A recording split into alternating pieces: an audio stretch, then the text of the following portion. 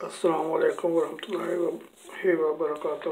خاکسار الحاج doctor ملک نسیم اللہ Khan, maple Toronto Ontario Canada سے بات کر رہے ہیں۔ یہ جیسے میں نے پہلے بتایا تھا کہ یہ ڈاکٹر سید شہاب احمد صاحب آف کینیڈا، یہ پیچھے بہار کے رہنے والے ہیں۔ تو انہوں نے 2 کتابیں لکھی تھیں، وہ صوبہ بہار کے اصحاب احمد اور دوسرے برگزیدہ جو بزرگ تھے۔ تو یہ پہلی کتاب ہے صوبہ بہار کے اصحاب احمد۔ اس میں سے میں وہ حضرت مولوی اختر علی صاحب کے حالات وہ پڑھ کر سنا رہا تھا۔ یہ حالات، یہ مولوی اختر علی صاحب یہ حضرت حسن علی صاحب کے یہ بھانجے تھے، اور حضرت حسن علی صاحب وہ شخص تھے جو کہ بہار کے سب سے پہلے ایم ڈی تھے، جنہوں نے 1896 میں قادیان جا کر خود بیعت کی تھی۔ تو یہ اگلا حصہ میں اب وہ سنا رہا ہوں۔ پچھلی آپ آڈیو سنیں گے نا تو آپ کا تسلسل قائم رہے گا۔ تو یہ حالات جو ہے نا وہ بیان کر رہے ہیں یہ مکرم مولوی محمد سمیع اللہ صاحب، مبلغ سلسلہ عالیہ احمدیہ بہار۔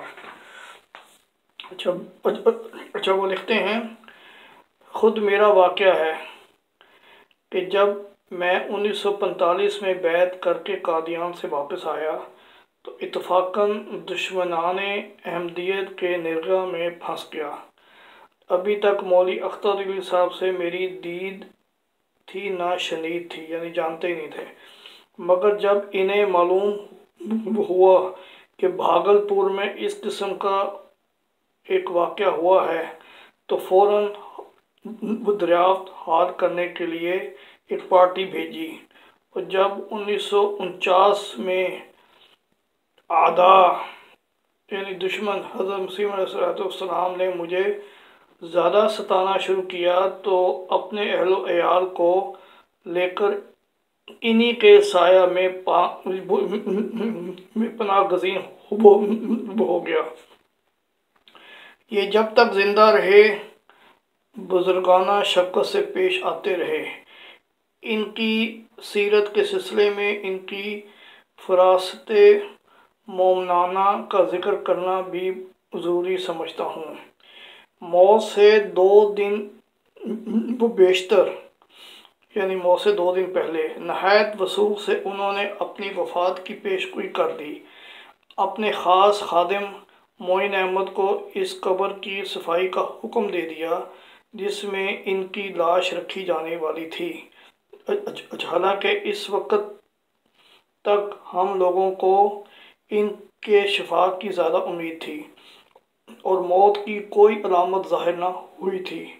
مجھے تو انہوں نے خاص نصائح سے نوازا، بستر عدالت پر تھے۔ ان دنوں یہ براپور میں ہر اتوار کو میری تقریر ہوا کرتی تھی۔ ایک اتوار کو میں نے محض ان کی عدالت کے پیش نظر وہاں کا پروگرام ملتوی کر دیا، مگر مرحوم کی فراست دیکھیے کہ جس دن ان کی وفات ہونے والی تھی وہ رات میں نے ان کے قریب ہی باہر جو گزاری تھی۔ وہ تو غالباً عبادت الہی میں مشغول تھے۔ صبح کی اذان ہوئی تو انہوں نے مجھے پکارا۔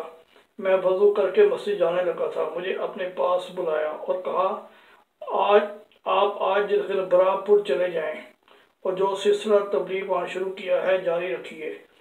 میں نے ان کی تشویشناک حالت کے باعث معذرت چاہی تو فرمانے لگے، آپ کو میری یہ بات ماننی ہی ہوگی۔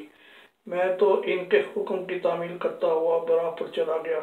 افسوس کہ وہ مجھے چھوڑ کر اس شام کو پروردگار حقیقی سے جا ملے۔ میں نے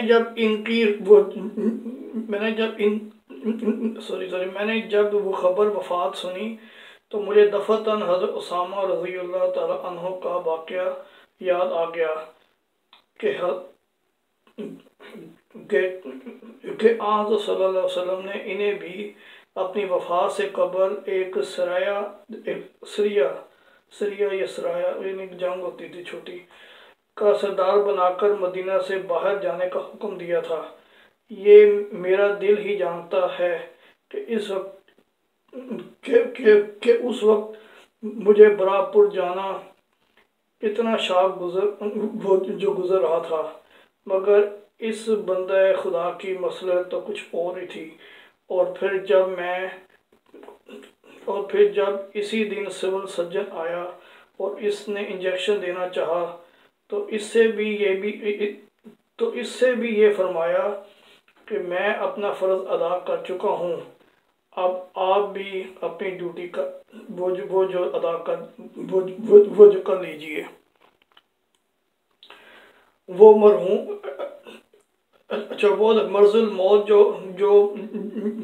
جو مرحوم کے لیے جہاں بحق ثابت وہ ہوا تھا، اس کی ابتدا نہایت معمولی طور پر ہوئی تھی۔ ایک مٹکے میں وہ دیہات سے گنے کا رس لایا گیا، ایک گلاس میں نے پیا، آدھا گلاس انہوں نے، بس اسی دن سے ان کو معدہ ثقیل معلوم ہونے لگا اور یہی حالت آہستہ آہستہ ترقی کرتی گئی۔ آخر میں بھوک بالکل مر گئی، ورنہ موت کے وقت بھی ان کی تندرستی اچھی معلوم ہوتی تھی۔ ضعیف العمر ہونے کے باوجود جسمانی قوا ٹھوس تھے اور حواس کی درستگی کا تو یہ عالم تھا کہ کبھی بڑھاپے کا گمان بھی نہیں ہوتا تھا، اور مزاج میں چڑچڑاپن تو بالکل آیا ہی نہیں تھا۔ مرحوم مولانا حسرت علی صاحب کے بھانجے تھے، انہی کے زیر تربیت رہ کر توفیق احمدیت پائی، اپنے خاندان کے سب سے معزز فرد تھے۔ آپ کی شادی بھی براپور کے ایک معزز خاندان سعادت میں ہوئی، یعنی ایک سادات خاندان میں ہوئی۔ کہتے ہیں کہ آپ کی رفیقہ حیات بھی ایک عالم کے لیے مثال تھیں۔ آج بہشتی مقبرہ میں آرام فرما ہے۔ باقی انشاءاللہ اگلی ویڈیو میں۔ اللہ حافظ، السلام علیکم۔